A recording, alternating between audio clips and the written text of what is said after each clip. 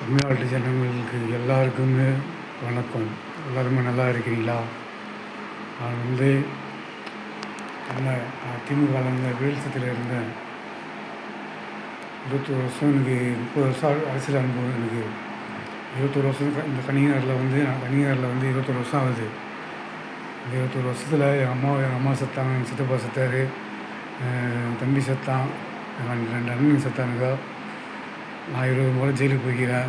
5 goondas, 5 remand, எல்லா கேஸையும் முடிச்சுட்டு 6 வருஷமாக நான் கேஸ் இல்லாமல் நான் வாழ்ந்துன்னுக்கிறேன் அந்த ஊரில். நான் அண்ணனுக்கோசம் போராடி ஓட்டு போடுறது எங்கள் குடும்பத்தில் சொல்லி அதுக்காக அண்ணன் சிலுவை போடுன்னு சொல்லி போட சொன்னாக்கா இந்த திமுக கட்சிக்காரங்க எல்லாமே என்ன பை வாங்கிட்டாங்க, ஜெயிலுக்கு அனுப்பிச்சி விட்டாங்க. அதனால தான் நான் திமுக விட்டு வெளியே வந்துட்டேன். ஆனால் இந்த 234 தொகுதியில் அண்ணன் நான் வெளியே வச்சு இந்த நாளைக்கு சிஎம் சீட்டில் உக்காடுறாரு.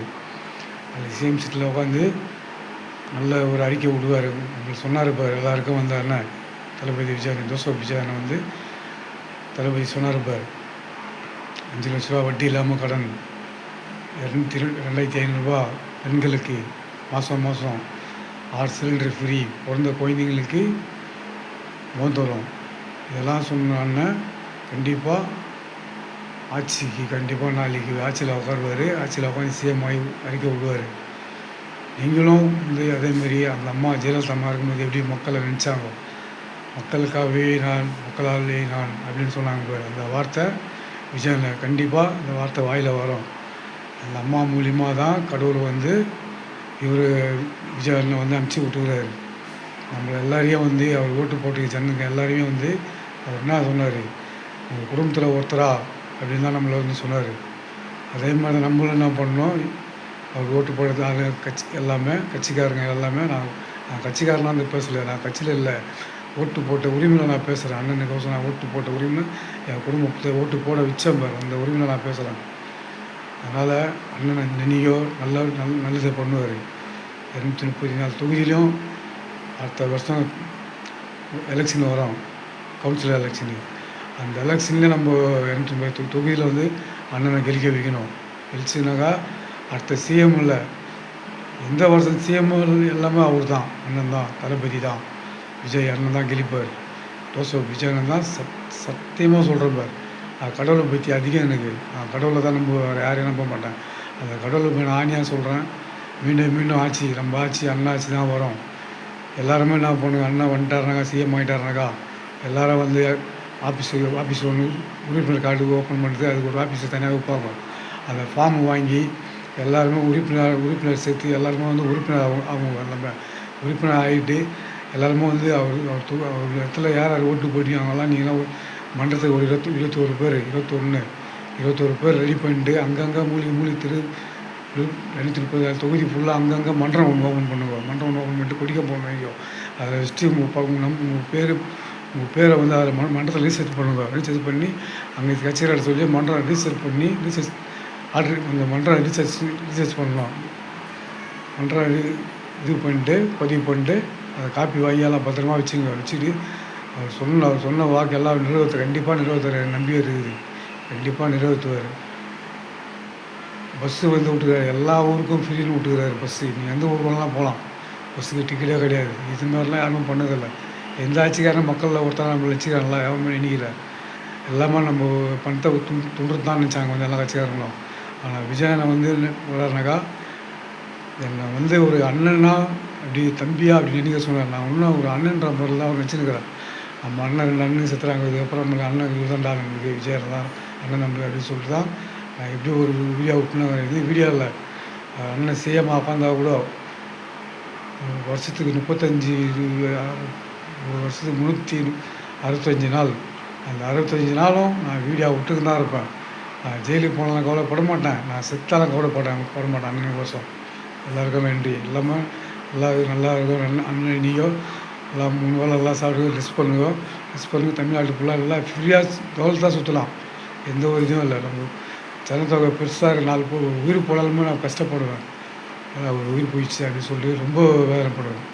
எல்லாம் வெட்டுப்பட்டுலாம் சாவாங்க, நல்லா வெட்டி குடும்பமான இதெல்லாம் நான் பார்ப்பேன். நேமாக ஒரு உயிர் போயிடுச்சு அப்படின்னு சொல்லிட்டு அவன் தப்பை பண்ணியிருந்தா கூட அந்த உயிரை மதிக்கிறோம். மீண்டும் அந்த உயிரை மதித்து அவன் ஒழிச்சுன்னு திருப்பி அந்த தவறு அவன் பண்ணுறானாக்கா அதுக்கு தான் வந்து காவல்துறை இருக்குது அவனை என்கவுண்டரில் போகிறதுக்கு அவங்கள இல்லை ரவுடியில் பார்த்து போயிடாதீங்க. ரவுடியில் பார்த்து நம்ம எல்லாம் கும்பல் சேர்ந்தால் நம்மளை பார்த்து ரவுடிங்க போயிடுவான். அதேமாரி ரவுடியில் ஒழிக்கணும்னு நினச்சாக்கா காவல்துறை ஒருத்தரால் தான் முடியும். அவங்களுக்கு பர்மிஷனு ஐஜி கொடுத்தாருனாக்கா அவங்களுக்கு அதுக்கப்புறம் டிஐஜி கொடுத்தாருனா கமிஷனர் கொடுத்தாருனா டிசி கொடுத்தா ஏசி அப்புறம் இன்ஸ்பெக்டர் அப்புறம் எஸ்ஐக்கு அப்புறம் ஏடுக்கு அப்புறம் பிசி. இது மாதிரி எல்லாம் இருக்கிறாங்க. இந்த அதிகாரிலாம் எல்லா அரசாங்கத்தை பற்றியும் ஜெயிலில் நான் சொன்ன ஜெயில் அனுபவம் இது வந்து எனக்கு. அப்போ நான் ஜெயிலுக்கு உள்ள எவ்வளோ பேரை நான் பார்த்துருப்பேன், இத்தனை தொகுதியாளர் நான் பார்த்துருப்பேன், எவ்வளோ பேர் வந்திருப்பாங்க ஜெயிலுக்கு. எல்லாமே வரணும்னா போலீஸ் வந்து கேஸை போடுறானாக்கா ஒரு பிரயோஜனம் இருக்கும். அவன் எதனா ஒரு தப்பு பண்ணியிருப்பான். நானும் தப்பு பண்ணுவோம் தான், தப்பு பண்ணலாம் உணர்ந்து இப்போ திருந்தி வாழ்கிறேனாக்கா நல்லா ஆட்சி வரட்டும் அப்படின்னா திருந்தி வாழ்ந்துருக்கிறேன். எல்லாருமே உன்னை வந்து குடியாரன் நினச்சி முத்த கொடுக்குறானுங்க.